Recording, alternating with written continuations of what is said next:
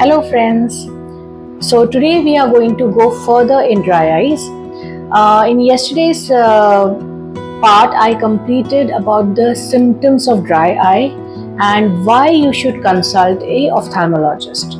Today I'm going to tell you that when you consult an ophthalmologist for dry eyes, okay, we generally try to categorize the dry eye into mild, moderate or severe. So generally most of the patients fall in the mild category, a few in moderate and very few in severe. So when we talk about mild category, so what are the treatment options for mild category?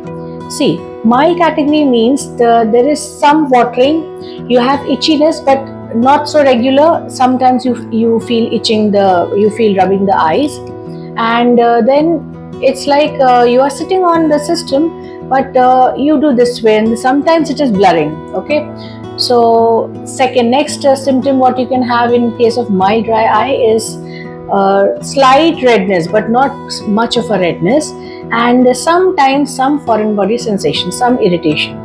So when you feel that these are your symptoms and you consult an ophthalmologist, the first and the foremost thing that the ophthalmologist will give you is eye drop. These are lubricating eye drops. So these are nothing to lubricate your eyes. It's dry eye, so definitely you need some lubrication. And of course, never put water in your eyes, as I told you in my previous class. So lubricating eye drop is something that your ophthalmologist will prescribe. Now there are an array of lubricating drops that we have. Okay, so these lubricating drops have various different molecules. Like the oldest one is CMC, and then we have sodium hyaluronate, and then we have polyethylene glycol and polyglycol. So these are the molecules. So for computer-related dry eye, the ophthalmologist is the best person to decide which molecule is best for you, and you have to put this when you're using your PC or your laptop or you're sitting in front of a computer. At that time, you will need the dryness drops. And frequency is as per recommended by your ophthalmologist.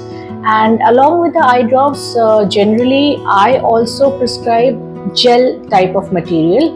This I prescribe for people who have a little more symptoms, and this gel I normally tell them to apply at night time before bed, before going to sleep, and that's it. So these are the two main treatment modalities or treatment options for mild dry eye people. And along with that, you have to have gaps in your work. So when you are done with 1.5 hours of your PC or computer usage, you can always leave the system, go and stand near a window.